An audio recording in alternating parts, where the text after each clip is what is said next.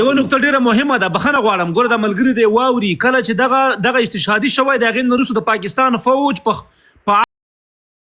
عامو خلکو باندې ډزې کړي دي، هغه خلک شهیدان شوي دي، هغه اوس په دغه طالبانو ورړولي دي چې دا په دې استشهادي کې د منځ نه، دا په استشهادي کې ځکه د منځه نه وتلي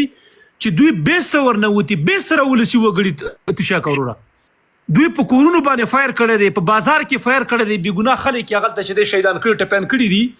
دا د پاکستان فوج موږ دغه ټولو پښتنو افغانانو ته وایو چې ګورې د دوی دغه مکارتوب، د دوی دغه دوکهبازي، د دوی دغه خیانت چې دوی دغه پښتنو سره کوي چې ویم وژني خپله، شهیدان هم که په خپله بیا په نورو باندې ورړی، دا یو ستر ظلم دی که نه. ګورې تواب صاحب دوی دا 20 کاله 80,000 خلک شهیدان کړو او په هغې باندې ګوره دا مشرف او بشرف چې کله لاړه په نړیوالو دغه کې به چې ناستو هغلته به ویلو چې هم نے ترهګري کے خلاف بہت زیادہ قربانی دیه ہے. حال دا چې خلک دوی په خپله وژلي وو، دا 80,000 پښتانه هم دوی په خپله شهیدان کړي، خو هغلته به یې په دوی باندې پیسې راغونډولي، یعنې 33 میلیارده ډالر یې په راغونډ کړه، F-16 یې په راغونډ کړه، داسې نور ډېر هموي ټانکونه یې په راغونډ کړه. نو زمونږ غږ په دغه پښتنو باندې دی چې ګورې پښتنو د کوزي پښتونخوا ورونو صحیح ده، ستا ورور، ستا ماما، ستا کاکا به په فوج کې، په FC کې به وي، په پولیس کې به وي، خو دا یو فرد دی، د یو فرد دپاره خپله جغرافیه، د یو فرد دپاره خپل قوم، خپله ژبه، خپل تاریخ او خپله خپلواکي چې دی د سوال لاندې مه راولئ. هیله مو دا ده چې ودرېږئ دغې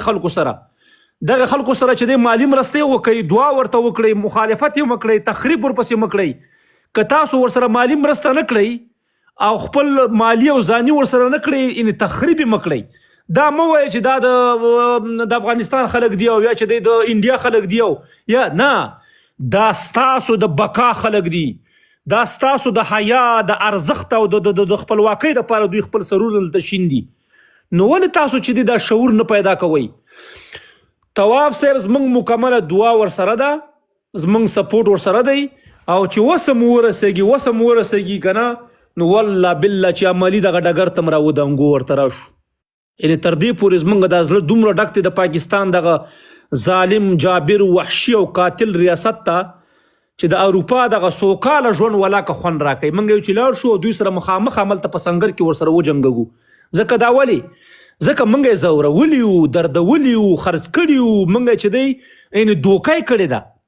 ای کاش چې مخامخ سینه په سینه باندې راغلی وای نو بیا کومه خبره نه وه، خو دوی تل مدام چې دی ګزار کړی دی، لاس یې شاته نیولی دی. اوس د خیره باید موږ دا کار وکړو، ګزار باید وکړو او لاس باید شاته ونیسو. نو ډېره مننه، خبرې ډېرې دي، نور ملګرو ته به مخت ورکو. فکر کومه چې د مصطفی ورور دی که د چا نوبت دی، مهرباني وکړه ورور مصطفی، هغه راځي تواب صاحب.